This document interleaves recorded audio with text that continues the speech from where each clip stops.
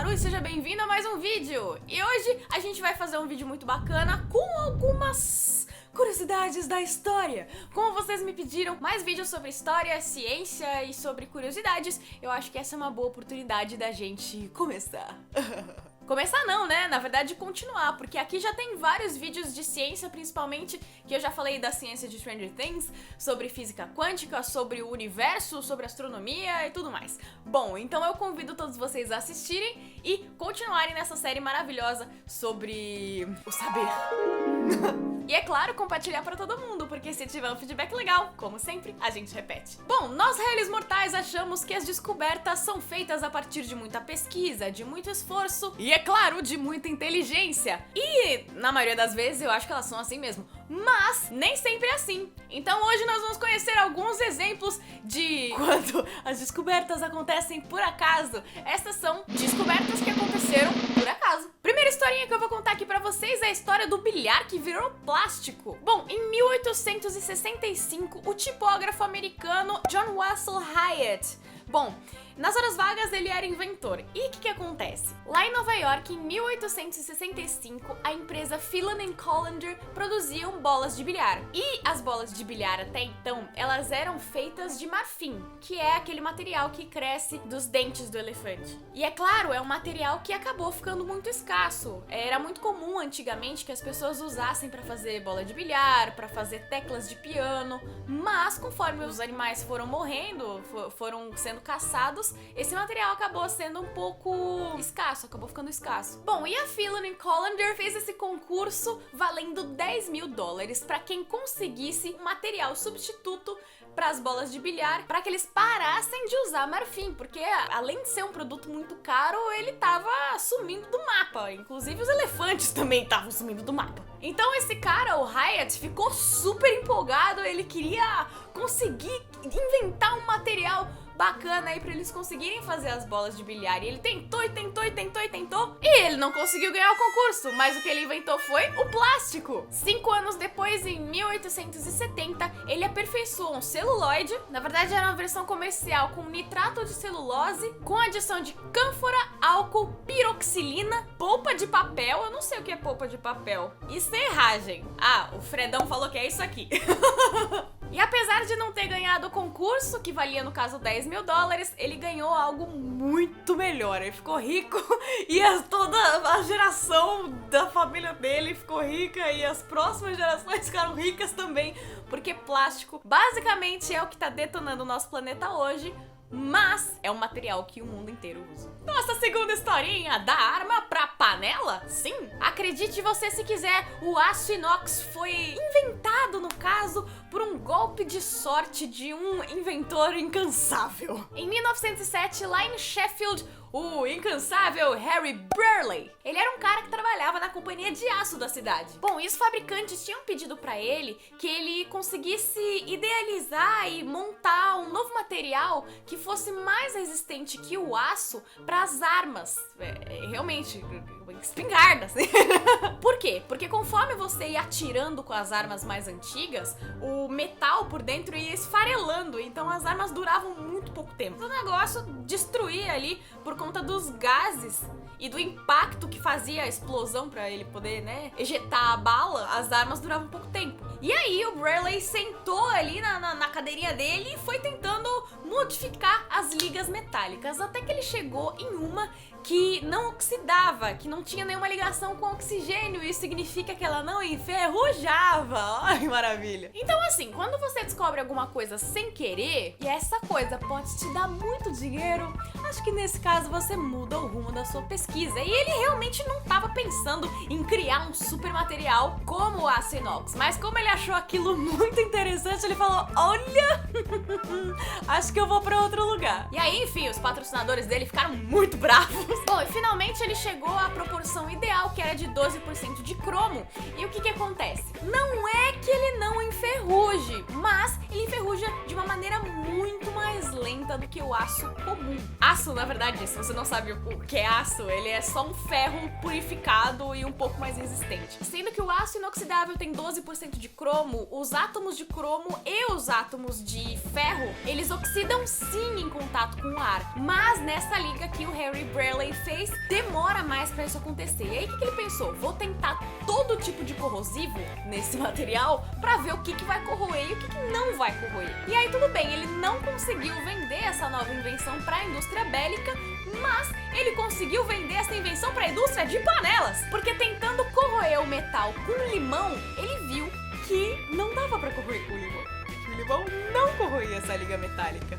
Então é ótimo pra gente cozinhar. E foi aí que a indústria conseguiu olhar pra Harry Brearley. Não do jeito que ele imaginava, mas ele inventou um material que hoje é indispensável na fabricação de fogões, de panelas, de garfos, de facas e de todos os talheres que você pode imaginar.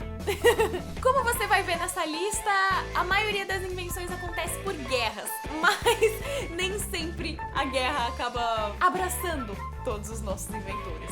Felizmente, Harry Brearley foi pra área de panelas e a nossa próxima historinha também vai pra uma área muito inusitada. Ela vai da guerra pros brinquedos. Na Segunda Guerra Mundial, tinha um engenheiro naval chamado Richard James. E o que esse cara fazia? Ele estava tentando inventar uma mola que mantesse os equipamentos eletrônicos seguros durante as viagens de navio dos Estados Unidos. Isso é, engenheiro naval, trabalhava na marinha e tal. Então, com o balanço e todas as coisas, ele não queria que os equipamentos eletrônicos sofressem e deixassem de ficar em segurança em alto mar. Então ele estava projetando essa mola doida. E aí, de tanto quebrar a cabeça, de tanto olhar para todos os lugares e pensando, meu Deus, como é que eu faço isso? Uma das molas caiu de uma estante e aí a mola fez o quê? Pluft, pluft, pluft, pluft. E ele olhou aquele movimento da mola e ele falou, caramba, legal. Brincadeira. Ele olhou aquilo lá e falou, putz, serve de um brinquedo muito interessante. Mesmo que simples, acho que é legal se a gente vender e fizer várias molas dessas. E aí, realmente, sem querer, o James inventou um brinquedo novo que é patenteado, por mais que não pareça que é sim. E aí ele falou pra esposa dele, a Beth, e aí a Beth deu um nome pra esse brinquedo e começou a vender pro mundo inteiro. No Brasil, essa mola era uma febre nos anos 50, ela ficou conhecida como mola maluca. Eu acho que todo mundo já teve uma dessa em casa, eu tive pelo menos. E bom, quando a Beth James morreu, que foi em 2008, se não me engano, eles já tinham vendido 250 milhões de molas dessas. Rapaz! Mais uma invenção que é bonitinha e que acabou de uma maneira inusitada saindo da guerra. Essa aqui é legal porque é uma descoberta do coração. Haha, vocês vão ver o trocadilho. Bom, Wilson Greatbatch foi um cara que foi inventor a vida inteira, ele viveu de inventar coisas novas e a sua maior criação, acredite se quiser, é difícil de acreditar no começo quando a gente escuta isso. Muito bem, acredite você se quiser, foi o marca-passo implantável. Putz, grila! Sim, aquela parada que a gente bota no coração quando você tem um problema no coração foi descoberta por acidente. Foi inventada por acidente, aliás. Rapaz! Bom, nos anos 50, esse cara, o Greatbatch, ele deixou a Marinha Americana e ele foi se dedicar a estudos médicos. Ele é inventor, mas ele já se dedicava à medicina há algum tempo. E como pesquisador médico, ele estava construindo um oscilador para ele poder captar os sons do coração. Mas nisso ele acabou colocando um componente errado, que eu não sei exatamente qual componente era, que em vez de gravar os sons do coração, ele começou a emitir um pulso elétrico, no ritmo do coração, é claro. Sendo assim, em vez de captar os dados, aquele aparelho começava a emitir um pulso elétrico. E aí ele olhou para aquilo lá e falou... E aí, sem querer, nascia o primeiro marca-passo. Que caso você não saiba o que é um marca-passo, é um aparelho que corrige a falta de impulso elétrico que o coração tem quando ele emite os sinais, né, que é pra bombear sangue. E aí ele achou isso bem legal, passou 2 anos refinando esse aparelho e, bom, enfim, inúmeros testes e daí... 2 anos depois, ele acabou recebendo a patente do primeiro marca-passo implantável no mundo. Do mundo, aliás, que é dele.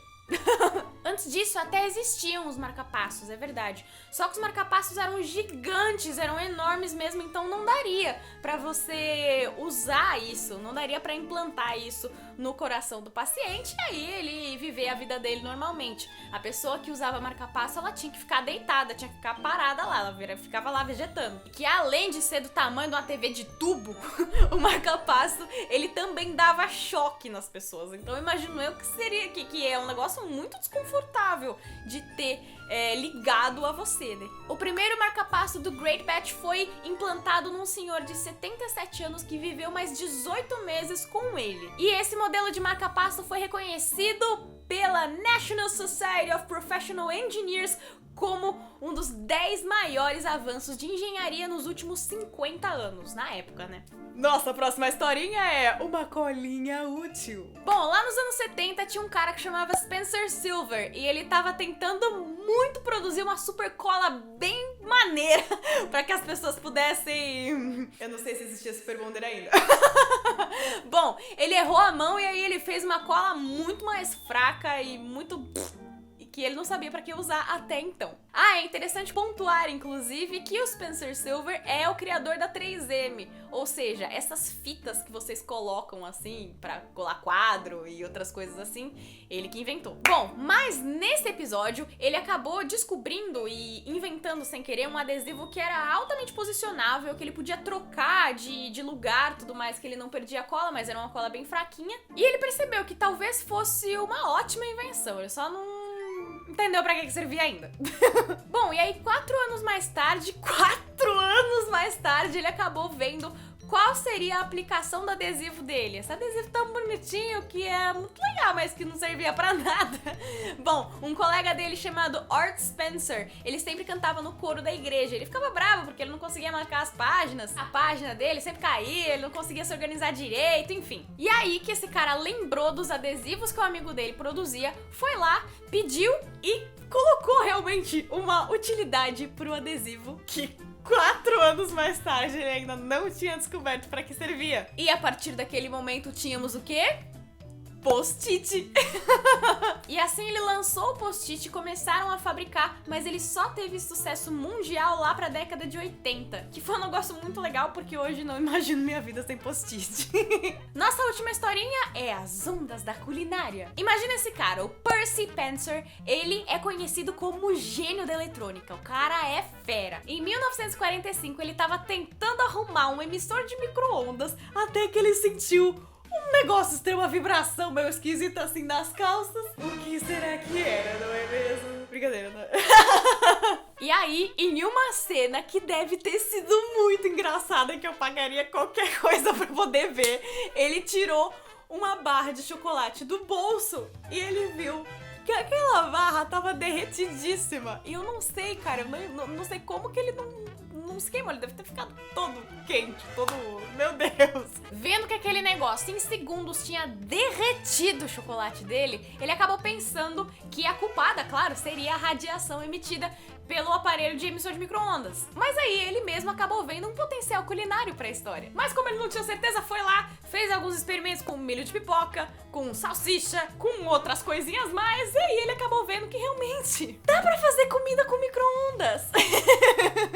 Mas aí só 2 anos depois que ele foi realmente montar um aparelho de micro-ondas pra fazer comida. E bom, o primeiro micro-ondas pesava 340 quilos, tinha 1,80 m de altura e custava $5.000.